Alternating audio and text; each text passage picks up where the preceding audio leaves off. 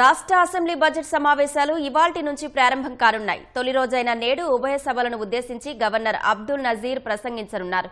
ఈ నెల 14న వార్షిక బడ్జెట్ను ఉభయ సభలో ప్రవేశపెట్టనున్నట్లు తెలుస్తోంది.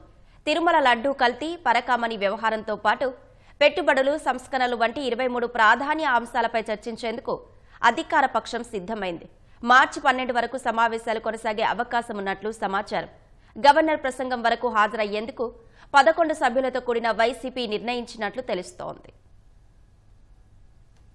నేటి నుంచి ప్రారంభమయ్యే అసెంబ్లీ బడ్జెట్ సమావేశాలకు బీఎస్సీ సమావేశంలో అజెండా ఖరారు చేయనున్నారు. అమరావతి పురోగతి, సూపర్ 6 అమలు, పెట్టుబడులు, సంక్షేమానికి ప్రాధాన్యం, విద్యారంగంలో సంస్కరణలు, సామూహిక గృహ ప్రవేశాలు వంటి మొత్తం 20కి పైగా ప్రాధాన్యాంశాలపై చర్చించాలని అధికార టీడీపీ బీఎస్సీ సమావేశంలో కోరనుంది. గత ఏడాది మాదిరే ఈసారి కూడా ఎమ్మెల్యేలు, ఎమ్మెల్సీలకు 3 రోజుల పాటు క్రీడా పోటీలు నిర్వహించనున్నారు. మార్చి 5 నుంచి 7 వరకు ఈ పోటీలు ఉండనున్నాయి. శాసనసభాపతి అయ్యన్న పాత్రుడు మంగళవారం లోక్ భవన్ కు వెళ్లి గవర్నర్ అబ్దుల్ నజీర్ ను మర్యాదపూర్వకంగా కలిశారు. అసెంబ్లీ బడ్జెట్ సమావేశాల నేపథ్యంలో తొలి రోజున ఉభయ సభలను ఉద్దేశించి ప్రసంగించేందుకు గవర్నర్ను ఆహ్వానించారు. గవర్నర్ ప్రసంగం ముగిశాక తొలి రోజు సభ వాయిదా పడనుంది. తర్వాత స్పీకర్ అయ్యన్న పాత్రుడు అధ్యక్షతన శాసనసభ వ్యవహారాల సలహా మండలి బీఎస్సీ సమావేశం చేపట్టనున్నారు. ప్రస్తుత సమావేశాల అజెండా, ఏ రోజు ఏ చర్చ చేపట్టాలి, ఎన్ని పని దినాలు సభ నిర్వహించాలన్నది ఖరారు చేయనున్నారు.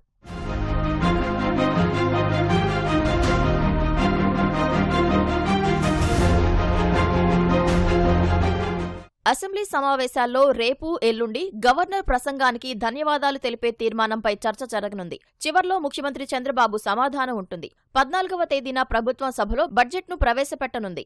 శివరాత్రి సందర్భంగా 15, 16 తేదీల్లో సెలవు ఇచ్చే అవకాశం ఉంది. 17 నుంచి 2-3 రోజుల పాటు బడ్జెట్పై సాధారణ చర్చ జరగనుంది. ఆ తర్వాత శాఖల వారీగా గ్రాంట్లు, డిమాండ్లపై చర్చ కొనసాగే అవకాశం ఉంది. ఈ సమావేశాల్లో ప్రభుత్వం 4 ఆర్డినెన్సుల స్థానంలో బిల్లులను సభలో ప్రవేశపెట్టనుంది. అత్యవసరమైతే ఇతర బిల్లులను ప్రభుత్వం తీసుకొచ్చే అవకాశం ఉంది. శాసనసభ, శాసన మండలి రోజూ ఉదయం 10 గంటలకు ప్రశ్నోత్తరాలతో మొదలవనున్నాయి. పని ఒత్తిడిని బట్టి అవకాశం ఉన్నప్పుడు శాసనసభలో 0 అవర్ నిర్వహించనున్నారు.